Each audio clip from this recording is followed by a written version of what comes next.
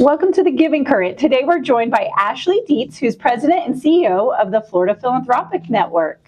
Hi, thanks so much for having me. Glad you're here. So a question to start out, if someone in our community asked you what you actually do every day, how would you explain that to them?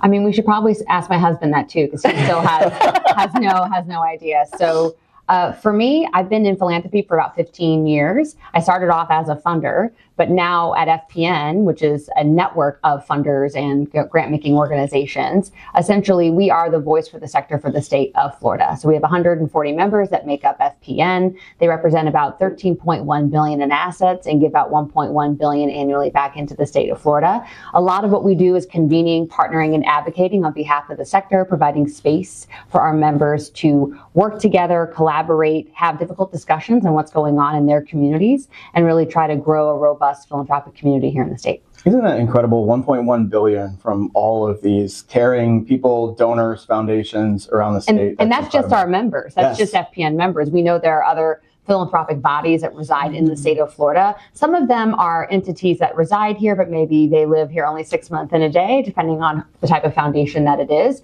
but just our members alone. And that's not including any of our national foundations, because that would skew some of the metrics. So it's just our Florida-based folks. So is there a moment in your work when you thought, okay, this is why I do this? I kind of have that almost every day, which is a really gratifying job. I'm so grateful for that. You know, the word network is in our name, and beyond, you know, the convening and the summit that we hold every year and some of our strategic initiatives, it's when a member says, I went to one of your conferences and met this other person, and now we're co-funding an initiative together. Oh, that's so cool. That network connectivity is the why and why we exist. And I have those kind of conversations often with our members, and it just makes me feel so gratified that they're utilizing this system that's been around for 25 years. You know, we're not new to this work, but that they find it, you know, valuable in the work that they're trying to achieve. So tell me more about Florida Philanthropic Network. You've been around for 25 years? I've been here for 5.5 years. No. The organization has existed for 25 years. It actually started with 7 foundations who really wanted a philanthropic think tank more in the public policy and advocacy space 25 years ago. And now, you know, we've really grown into this more like robust, as I mentioned before, like voice for the sector, not only in Tallahassee. We do a lot of public policy and advocacy work there, but in our local communities as well. And I think we're unique in the fact that we're the only one of its kind for the state of Florida. A lot of our members are part of Philanthropy Southeast, a fantastic organization too, and they're across about 13, 14 different states. But for us, we're Florida specific, so we can really kind of lean into the priorities that are facing our funders that are part of our network, but also the nonprofit organizations that they're, you know, investing in, and really keep it kind of Florida specific. We are the 3rd most populous state now, so we're a big state. Yes, we're 3rd behind California and New York. So yeah, no, it's actually California and Texas maybe, I think, and then New York's 4th now. Oh, I know. A lot of that's because of COVID. A lot of people moved here. I noticed. Yes. In the Florida Philanthropic Network, and Pinellas Community Foundation is now a part of FPN again, and we're excited about all the things that FPN brings to the table. But community foundations are part of that. But what other groups also sort of make up the demographic of FPN? We're so grateful that you all are members. Thank you so much for being part of our network. There are 27 community foundations that are actually members of FPN. They make up the community foundations of Florida, which is pretty remarkable. Just community foundations alone, you all represent $4.2 billion in assets in our state and give back $600 million in grants every year. So incredible. We are eternally grateful for that. But beyond community foundations, we have corporate social responsibility programs, family foundations, private foundations, public charities, United Way, education foundations. So we kind of cover the swath of different types of funding entities across the state. So tell me more about what you feel like. Doug and I often have to explain, what is a community foundation's role? Tell me what you think a community foundation's role is in the community. How do we explain this to people? Well, Duggan will know this too, this phrase, which is, if you've met one community foundation, you've met one community foundation. Sure. And I firmly believe, and I'm not just saying this because I'm here with you, I think the community foundations play a really unique role as kind of that community convener and the heartbeat of what's going on locally. You have this collection of donors who care and want to give back in their community, but also you have the strategic side of a community foundation who also does competitive grant making and has that kind of conduit between what donors are looking to do and also what the community needs are. That's a really unique position to be in. Community foundations are unbelievably important, and often in times in a polarized climate like we're in, they're the trusted kind of voice and convener between where investments go and what the community needs are. We have, like I said, 27 that are part of FPN. That's a lot across our state, and they all play really, really unique roles. They're also unique in the way that they partner with other philanthropic bodies and government and the nonprofit sector as well. So community foundations are quite special organizations. We have a lot of fun being a part of PCF, and I think people that come to be a part of PCF, whether you're a donor, you're a volunteer, find it fun because it is at the intersection of so many things in the community. So it's an exciting place to be, and I think that whole side of community philanthropy really is finding its place and sort of taking off now in great ways, which is exciting. And I want to say that also the collaboration between community foundations. I mean, we've had a call this week with one, and every time I've reached out, everybody's so willing to help, and you know, nobody has to start from scratch. You know, you can call someone who's done it before and collaborate together. Or yes, and oftentimes community foundations take a leadership position on new initiatives and innovative thinking in a region. And so maybe you have like the Miami Foundation doing some really interesting things in Miami. And I know Rebecca and her team are always willing to share best practices and what they've learned. And then you may have a smaller, more rural community foundation that's dealing with kind of different kinds of stressors or different stakeholders. And what are those learnings? How can you apply that back to the work that you all are doing here? I have found community foundations to be nothing but collaborative, which is such a blessing, because that's not always the case in some other groups. But I feel that when community foundations, other philanthropic bodies join together to utilize their expertise and their like thought power ability, it's such a game changer for community. You've been at the intersection of philanthropy, government, community partnerships.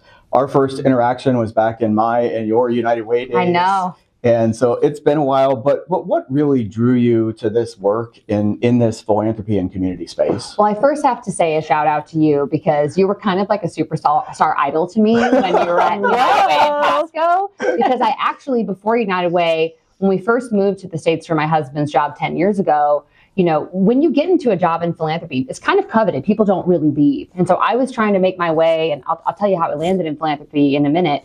But I actually started the Girl Scouts for West Central Florida as a grant writer. And so we were a grantee. So I remember going to a meeting with you being like, this guy's amazing. Like he's young and innovative and bright and just really laid back, which you don't often find in a leader. So I just wanted to give you a shout out for that. But I kind of fell into philanthropy. There really isn't. There are more now, but there's not degrees in this work. I really thought that I was going to be an attorney and maybe like a public servant and like be a representative or something. When I moved to Australia and got my master's in public policy, my capstone project was at the city of Sydney. And so I was doing a project for them when I was graduating with my degree. And then there was a part-time opening as in the grant administration's office 2 days a week. And I thought, well, I'll make some extra cash. I'll go and do that. And then stayed in that department for 5 years. And so I've just been in that grant world now. And I think why I love it so much, it combines two things. It combines the ability to be strategic and to, you know, really utilize your brain and think differently and to try to find solutions to problems. But at the same time, you get to feel good about what you're doing and use your heart. So I love that kind of combination. So I've been in philanthropy ever since. So going back to sort of that capstone project, what has evolved in your thinking around philanthropy, or maybe what stayed the same? One of the greatest learnings that I was able to kind of dig deep into at a younger part of my career when I was at the city of Sydney is the importance of stewardship. So at that point in time, we were giving out dollars that are ratepayer money. It was very on my mind when we were making these decisions as part of these committees. This is not our money. I think that that's really stayed with me throughout, even at FPN, even though we're not a funder, we're a network of funders. But every membership dollar that comes to us, every investment that comes to us, I think this is money that could otherwise be going into local communities. So how are we going to ensure that we're stewarding it correctly, that we're member-centric and focused and always looking at that ROI? So I'm so grateful for that time, because I learned that. I mean, I got that job when I was 25. So to have that experience, I mean, that's carried me through my whole career. It's a big responsibility. Yes. Stewardship is such an interesting word. And I think about that sort of in the context of community foundations, because, and I actually have a meeting this afternoon with a trustee around stewardship for a gift that we're receiving, and it's going to benefit a couple organizations and over many, many years. That's the goal. But in that sort of stewardship space, the community foundation is uniquely at this intersection. We work with assets that people gave that I never knew.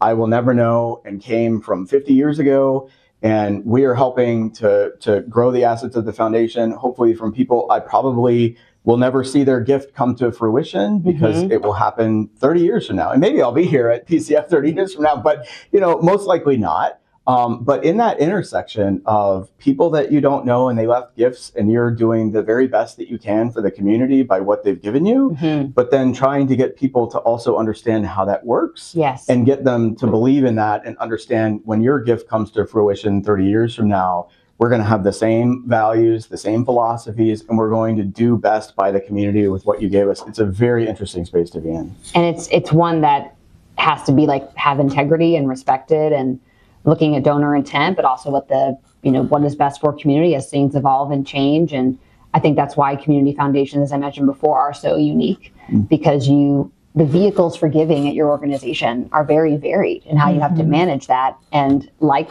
one community foundation is not the same as another, there's not one donor that's exactly alike, right? And so it's all very personal, and it's relationships. It is. Each fund we set up is always very personalized. Every, each gift that we get is very personal to the donor. Absolutely. And then how they want to give it out is personal. Some want a lot of attention, some want to be anonymous. Absolutely, that's right. And I think understanding that early on in terms of what your donor's intent is, how they operate, and more often than not, the money that they've earned or that they have is also very personal to them. Yes. And recognizing that early on too.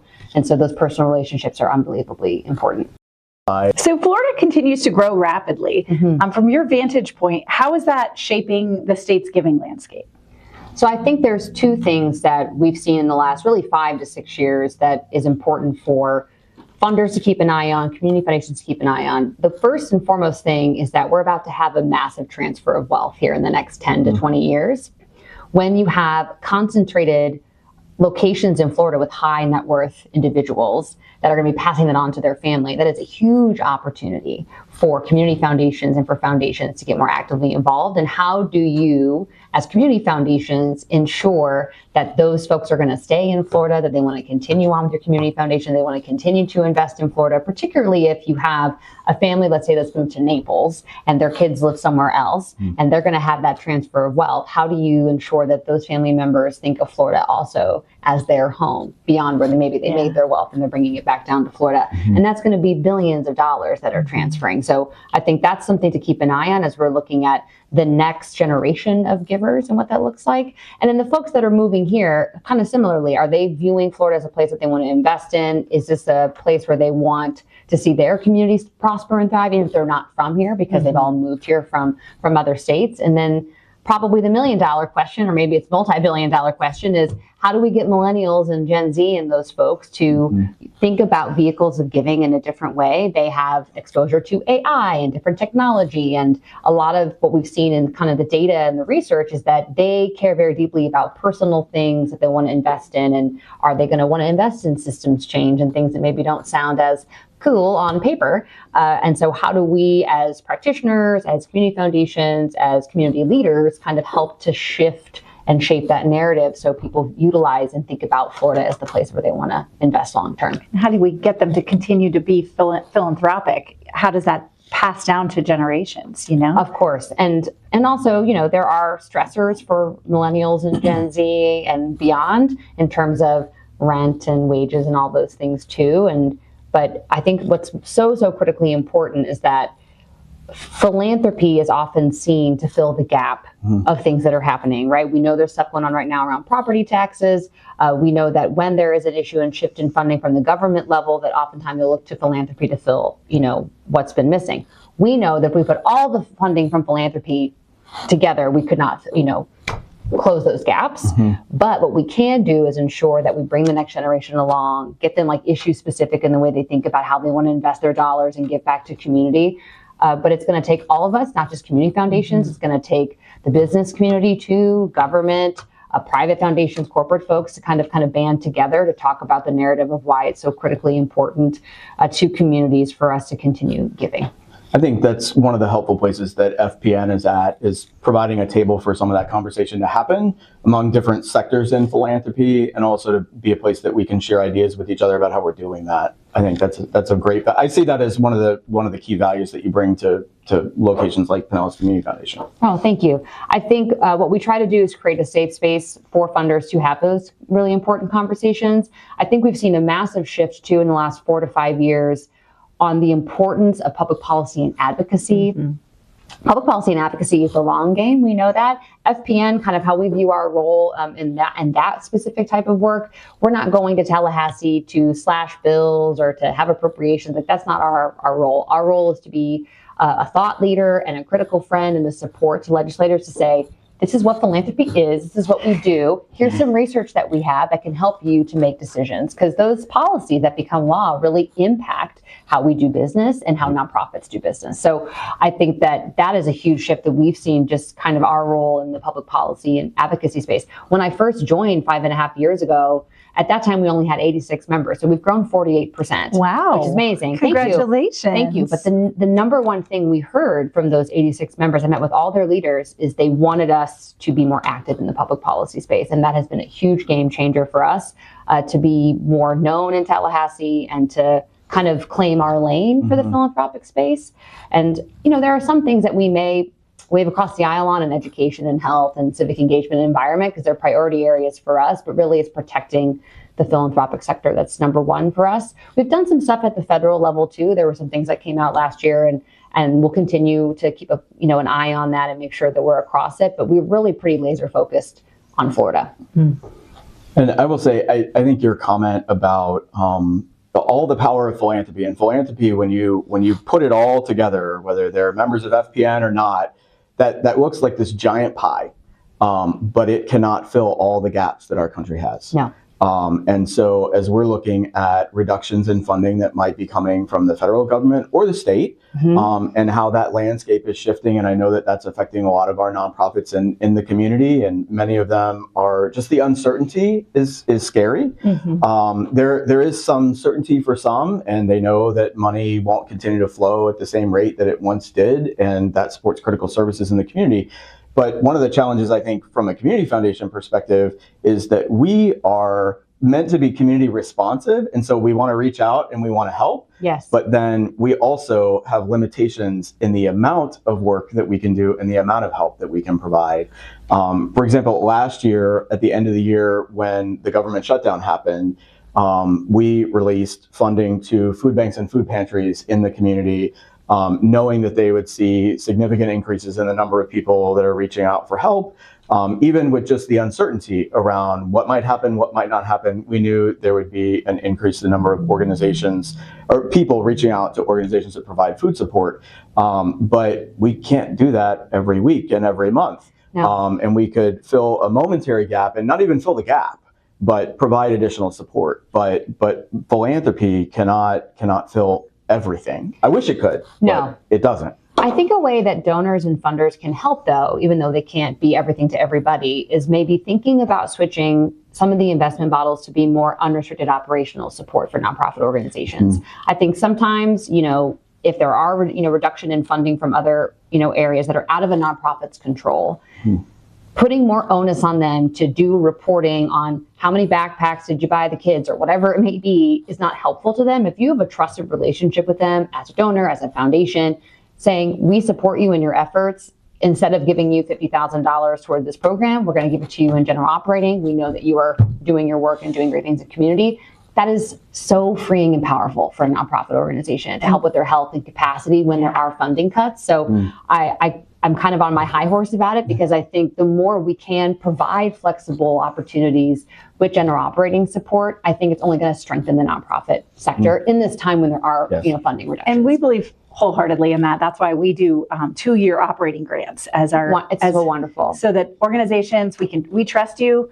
What you need, I understand that CEO salary is not very exciting for somebody to pay, or keeping the lights on, the electric bills, not that exciting for some donors to pay. So that's why we give these general operating grants, because overhead matters. Overhead matters, and a lot of times it's limited to 10%, and some of these grant applications are lower depending on where you're getting source funding. And then it's like a jigsaw puzzle of trying to, if you're managing a budget, like, well, this was here for that, and this can support this, but not that. And then it just puts a lot more stress on nonprofit organizations who we want them to get busy with the work of serving community, not trying to figure out how to take 5 grants they've received to fit into, some weird amalgamation just to get by. I don't think that helps the sector. And as funders, and when I used to be a funder, that's not at all what we want our nonprofits to be doing. Can you imagine if we did that for the for-profit industry? Oh my gosh. Oh my gosh, no. I think the general public, though, doesn't understand how complex nonprofit budgets are and where all the pieces come from that sort of make that jigsaw puzzle. I mean, for many organizations, it's incredibly complex. And when you have general operating support, it fills a little gap here, a little gap here to make things whole, that make the whole thing run. But there are grants and sometimes donor support that pays for half of a program person's salary that's providing critical services in the community. They got to go find the other half somewhere else. That's right. And if we can help fill the gap, or other donors can help fill the gap, because and I think you said it right. It begins with trust. And so if you trust the organization to accomplish its mission, and there are many ways you can sort of dig in and get the information you need, or you can work with a community foundation. We work with a number of donors who decide to work with us because we share a lot of knowledge about organizations, how they're structured, help them build that trust. Sure. I will say most of the contributions that come from PCF, from donor advised funds, go out to organizations as general operating support. That's wonderful. There are people who want to give to a building fund, and that's fine, or a specific campaign, and they have an objective there, and that's great. And donors should give where they think they're going to have the greatest impact. But it's been very nice to see that most of the contributions, they may go to a specific program in an organization, but they still are for general support for that program for whatever it might need, and it's fantastic to see that. And the nonprofits need to steward that trust with the donors. I think that's another piece, though, that the nonprofits need to show, hey, we're trustworthy. We're taking your money and look at what we're doing. That's right. Yeah. And I think sometimes storytelling gets put on the back burner for nonprofit organizations. Because we're all stretched so thin. Because it's capacity and time. But the storytelling component, and this is going to sound a little bit nerdy, but the importance of the 990, I cannot express to nonprofit organizations how important it is, because that is basically your marketing pitch to anyone that wants to fund you. Those are not just throwaway tax things that we have to do annually. And as a nonprofit myself, I get that. It is incredibly important to make sure that is effectively telling the story of what you do, because sometimes that may be one of the due diligence pieces that a program officer or a committee member is reviewing, and they look at that 990, and that needs to effectively be your sales pitch as to why we should invest and trust in you. We spend a lot of time looking at 990s. Of course. Of course. We did a seminar about a week ago for nonprofit organizations about the 990. Nancy Ridenauer did a fantastic job, but it was great to see. It is one of the most sort of unfun things you could probably talk about. I was impressed to see how many people were in the room, but people were captivated by the presentation, and I think she made it exciting. She did, and I think really starting to get more in touch with understanding how powerful that document can be when you structure the narrative parts right, and that is many times the first place that people go to look at what's happening inside an organization, how it manages and stewards its money, who its people are, what its mission is, and how much of their money is going to support that mission. I think nonprofits really need to definitely pay attention to the fact that many people look at that. We just launched this week, actually, Impala, our Florida Philanthropy Hub. I believe you had staff members that were on that call. So essentially, this new hub that we created with Impala, it takes data from 990s, and we created ecosystems based on what our members care about and what's happening in the state of Florida. Nonprofit organizations can actually go and claim their free Impala account, but similar to like Candid or GuideStar, that is a place now that we believe our funders are going to look at to see not only the financial health, but the health in general of your organization. And so what you put in your 990, this system is pulling out to then create these ecosystems of what's happening. So can donors go and look this up, or just funders? Or so as of right now, it's just FPN members, but you are a member of FPN, so your staff team can all look at it. Your board members can view it. That's totally fine. We're thinking and hoping, if it all goes well, we're piloting it right now. We want to be very, very thoughtful, because there are so many tools out there, as you know, and if it's not being utilized by funders, we don't want to continue to make an investment in it. We want to make sure it's useful. That's number one. But we think it's going to be useful that if we give access to provide a bigger platform for nonprofit organizations to also be able to access it, to kind of see the funding ecosystem and the nonprofit ecosystems, it's going to be a game changer. One of the really cool features actually is that I could go right now, because we do some re-granting as an organization, and I can go and see what other organization we have the most common grantees with, and then see who they are and then how much we're all giving them. So for example, Miami Foundation happens to be one that we had 20 grantees that were similar, because we have a lot of re-granting and civic engagement, and they do similar work in that space. So collectively, the Miami Foundation and FPN have given $2 million to these 20 organizations. It's so cool that I could see that. Yes. So if you're a funder here locally, you could look and say, okay, well, what is Allegheny Franciscan Ministries doing? I know we've talked about having shared grantees, then you see the data. And you can go, wow, we collectively have given $40 million to these 50 organizations, and then kind of see where, not where there's duplication, but is there an area you can dig deeper? Do you need to bring other funders in? Do you need to maybe have a conversation with Allegheny about, like, well, what are you focusing on with them? This is what we're doing. I think this provides information so you all can make, different kinds of strategic investment. Yes. So we're very excited about it. I can nerd out about Impala all day, but I do think it's going to be a game changer. But we're not trying to gatekeep it from nonprofits, because they're so incredibly vital and important to the work that funders do. We can't do our work without them. That's, our reason of being are always aligned. But we're starting with the funders for now, and we hope that it's, a useful tool. Fantastic.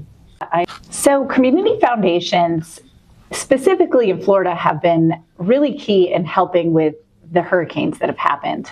Florida's been hit multiple times over the last year, not this year. Tell us, what have you seen with that?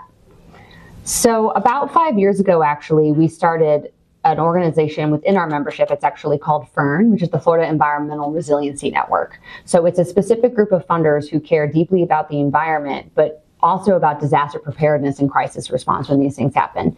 Community foundations and United Ways are often at the front line when these events happen in our communities, and we have been inundated the last couple of years. And I live in the Tampa Bay region, and when I first moved here, people told us, you're never going to have a hurricane. Never. Don't worry about it. Let's have a hurricane party. Like, it was new news for me from the Midwest. Like, what do you mean have a hurricane party? Like, we have tornadoes and there's no basements here. Like, what do we do? So I've seen a real shift in the way that community organizations are banding together in these times of crisis, and the unbelievable amount of resiliency and resolve to continue on after these things happen is unbelievable to me. But we also know that the recovery stage is even more important. And that's oftentimes when the dollars kind of go away. Yes. That like initial, please give, is a disaster, or we're in that crisis mode. There's always seems to be an abundance of support there. But that long-term recovery, how do we ensure that people are being supported there? I recently joined, actually, the Board of Volunteer Florida, which manages the governor's fund, too, for when these crises happen. I'm so grateful to that. It's a gubernatorial appointment, so I'm very, very grateful. Congratulations. Thank you. Thank you very much. I think, but the reason why that was really appealing to me is because of the work our members are doing when these things happen. So having the involvement of government at the state level, local government, and your community foundations and business when these crises happen is unbelievably important. How do we make sure that all those folks are at the table, and also they're at the table in the blue skies time when there isn't a disaster, when we're not having a looming hurricane, I think is incredibly important. I think our members, for the first time, we've never had a focus on environment at FPN. I'm so grateful that we now do. And I would say half of the work in that kind of FERN member network is focusing on disaster preparedness and crisis response. And I'm not just saying this because I'm here. A lot of it's from community foundations who are often at the front line of the work. We've been very fortunate with the Tampa Bay Resiliency Fund here. We're the fiscal agent for it, but it's for philanthropies, including Allegheny, United Way, Foundation for Healthy St. Petersburg, all working together. We started that right before COVID. We started putting the pieces together, and then needed to sort of rapidly deploy. And I was at United Way when that started. And so I was there for that. It's been going on since then, and we've now. And I think one of the important things about it, though, is in the fundraising for that, and in the messaging to the community, it gets activated in times of disaster, but we don't limit it just to the immediate response. And so the language that we use talks about not only immediate needs, but then helping the community build resiliency. And so through that, not only have been able to address some of the needs that happen up front, right in the aftermath of a storm and a hurricane here, and we certainly saw that 2 times over, but then being able to help organizations do things like purchase generators, redo roofs, make sure that, certain things about their facility are redesigned so that they can be more prepared next time, or be ready to be able to respond even if their power goes out, or preserve whatever is in the facility so that they have it ready to go when they're able to get back into the office or to their location and then get that out to the community. So being able to make sure that the messaging is clear, that all phases of the post-disaster are able to be covered, I think is something strategic that organizations and funders really need to look at. And I think that is an excellent example of funder collaboration that has sustained for a really long time now, almost 10 years that you've had this collaborative.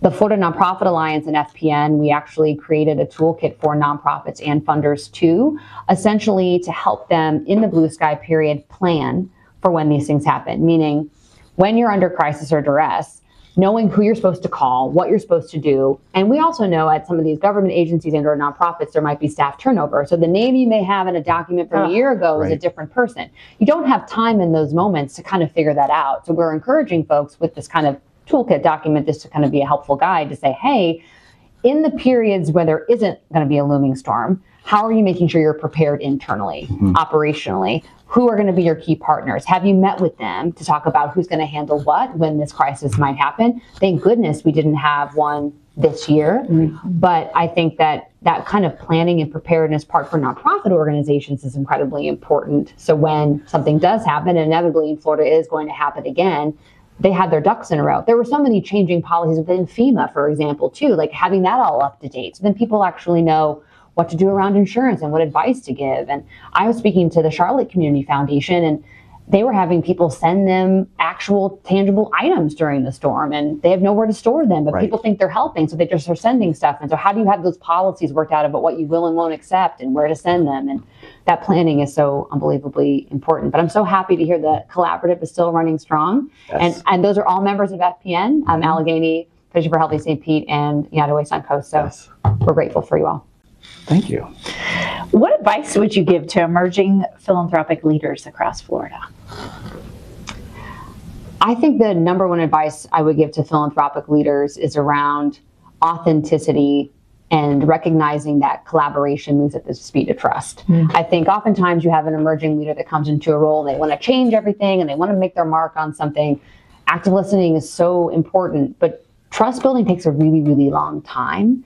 And again, if you're going to collaborate and work, whether it's with nonprofits, business, or with other funders, you have to all trust each other and be on the same page. So if you can leave your ego at the door, that would be advice I would give it. Probably any leader if you can. But I think particularly in this space where you're oftentimes working in social sectors and really sensitive issue areas, that some of this work is not going to happen overnight. So if you're thinking about getting into philanthropy and that's a passion that you want to explore, I think being really thoughtful and intentional about listening to those around you, not moving at your pace, moving at the speed and the pace that's best for community is really, really important, and leaving the ego at the door if you can. I can say that for a lot of things. Yeah. It certainly, we can see that play out in our relationships with grantees and those that really want to have a relationship and will open up and tell you what the needs are, what the challenges are, and honestly even reflect back to us as funders about things that we could do better. And so we're very open to that. Not every funder is. I wish they were. But then we also see, and so organizations many times are very open with us, but then we have others that just believe that they are right. And it makes the conversation difficult to have to say, but if you would just work on a couple things, or if you could, make a couple of adjustments, it would really fit into what we're trying to do and how we're trying to fund an organization. But if you're not open to listening both ways, it's really hard to develop the trust that's necessary to move things forward. Trust-based philanthropy, which I'm sure you practice too, is a movement that's been happening the last 5 or 6 years. And I often talk to funders about it. If you're going to adopt a trust-based kind of model, you actually have to live it as a funder too. Yes.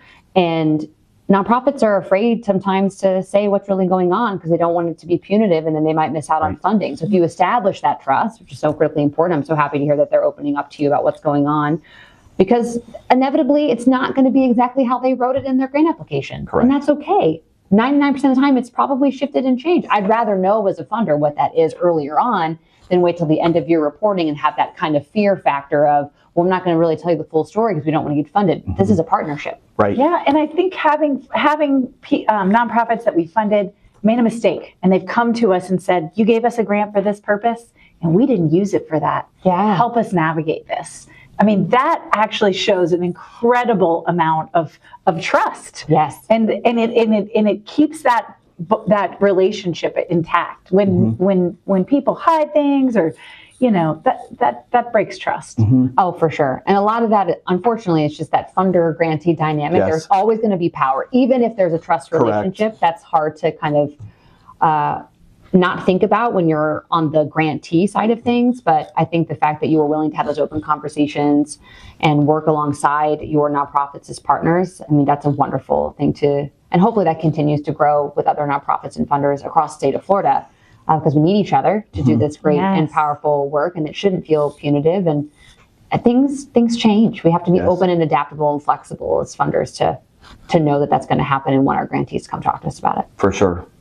So we've talked about so many things today. Is there one thing about philanthropy that you'd want listeners to sort of take away or remember from our conversation today? Even if it's not been said, is there something that you want them to know about philanthropy that resonates with you? I think for me, for philanthropy in the state of Florida, at least the last 5 years I've been with FPN, we've really tried to ensure that we are at the table for these critical conversations. I think oftentimes folks don't really understand what philanthropic entities do, and philanthropic entities have the ability to mobilize funds and investments in a way that no other people can. And what a privilege it is to be able to do that as funders and donors across the state of Florida. But being at the table is critically important, and we really try to, our mission at FPN, which our mission is to build philanthropy for a better Florida, is to educate other stakeholders why we need to be at the table and what our members are doing. And when I talk to business leaders, for example, and I will say, well, just our FPN members alone are $13.1 billion in assets, and their eyes get huge, just thinking like, well, wow, these are businesses, and this is really critically important. And that's just a piece of the pie in the state of Florida. So I think just, if you are listening to this podcast and you maybe aren't in the philanthropic sector, like, make sure you have voices at the table when you're making decisions in community from philanthropy. It's critically important because they can provide the investments, but they also can provide the thought and the leadership necessary to help, create community change. I want to thank you for joining us on our podcast. Thank you, Ashley. It's been really fun talking to you. You too. Thank you both. Appreciate it. Thank you.